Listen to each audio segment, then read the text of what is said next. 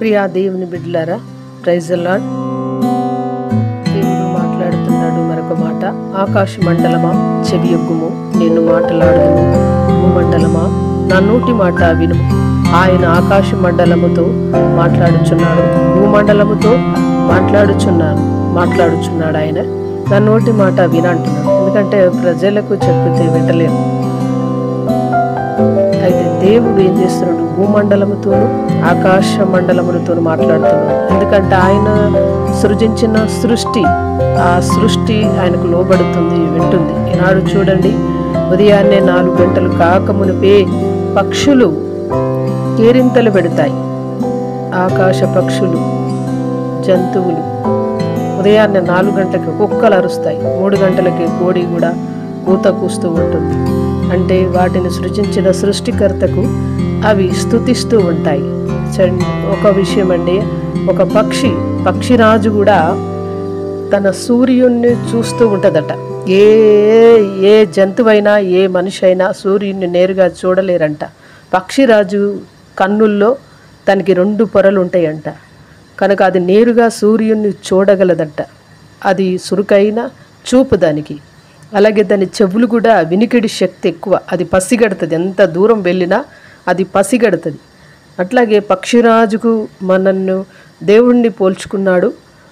పక్షిరాజు వలె రెక్కలు చాపి పైకి ఎగురుతూ అలేక సొమ్మసిల్లగా మీరు పరిగెత్తుతారు అన్నారు యెషయా గ్రంథములో దేవుడు 40:31 దాంట్లో ఆయన అలా మాట్లాడుతున్నాడు. అంతేకాదండి, ద్వితోపదేశ కాండములు 32:11 వచనములో కూడా పక్షిరాజు తన గూడు రేపి తన పిల్లలపైన అల్లాడు రెక్కలు చాపుకొని వాటిని పట్టుకొని తన రెక్కల మీద వాటిని మోయినట్లు యెహోవా వాని నడిపించను, యెహోవా మాత్రమే వాని నడిపించను అని దేవుడు మాట్లాడుతున్నాడు. దాని కింద 12, 13 చదివితే కూడా చాలా విషయాలు ఉన్నాయండి.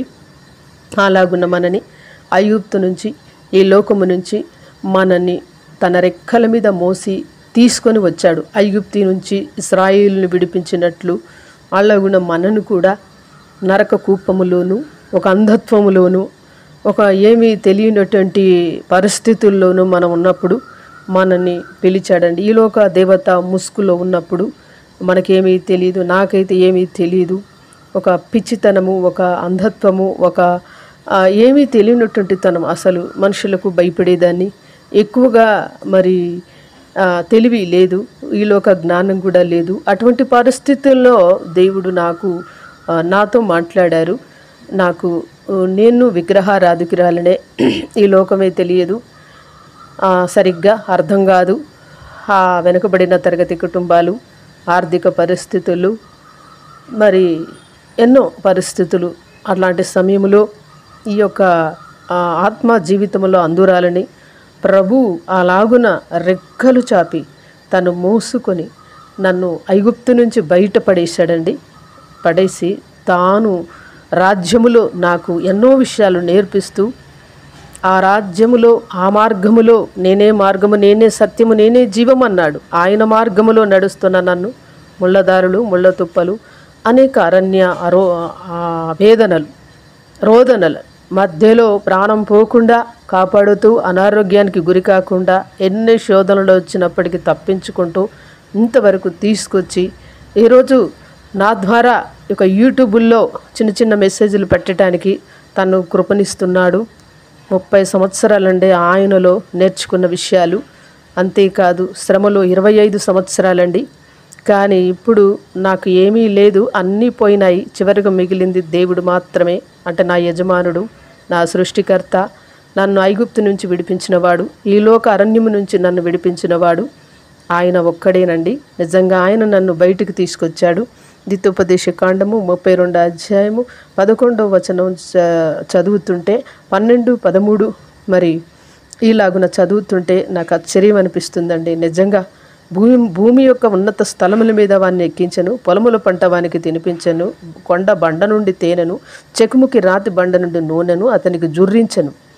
ఆయన నూనెను, ఆయన తేనెను నన్ను తినేటట్టు చేశాడు. సారము గల దాని యందు పచ్చిక బయల్లో నన్ను పరుండజేశాడు. ఈరోజు వాక్యమే నా ఆధారము, దేవుని మాటలే నాకు జీవనము.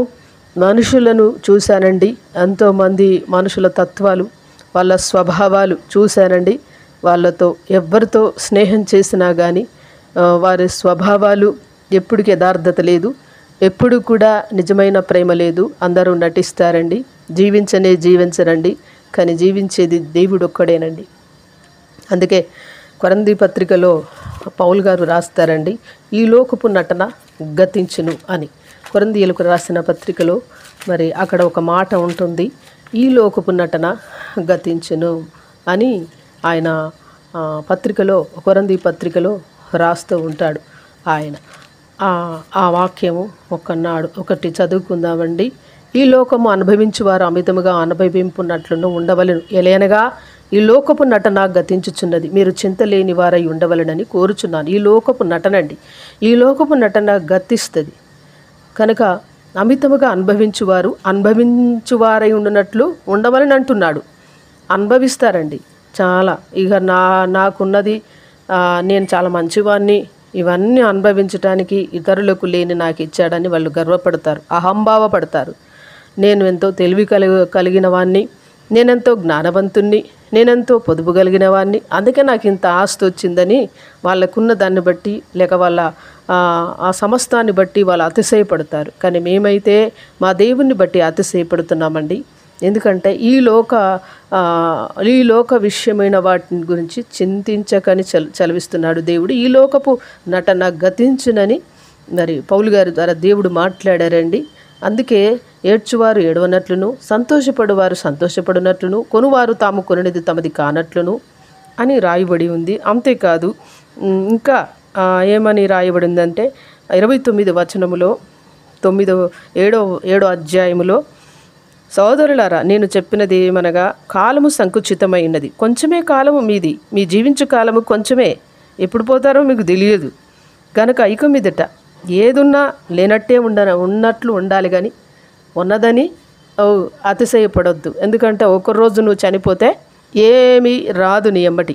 ఉన్నప్పుడే ఒకటేసారి ఈ జన్మ ఉన్నప్పుడే ఒక మంచి కార్యాలు చేయండి, దేవునికి ఇష్టమైన కార్యాలు చేయండి. క్రియలు లేని విశ్వాసము మృతము, క్రియ కలిగి ఉంటేనే విశ్వాసము, అది దేవునికి ఇష్టమైనది. కనుక క్రియలు చేయటం విషయంలోనూ దేవునికి ఇష్టడుగా జీవించటం విషయంలోనూ చాలా జాగ్రత్తగా జీవిస్తే దేవుడు చూస్తాడండి. దేవుడు నీ క్రియలను చూసి క్రియ వలనే ప్రతిఫలం ఇస్తాడు. పరలోక రాజ్యానికి కూడా వారసులం అవుతాము.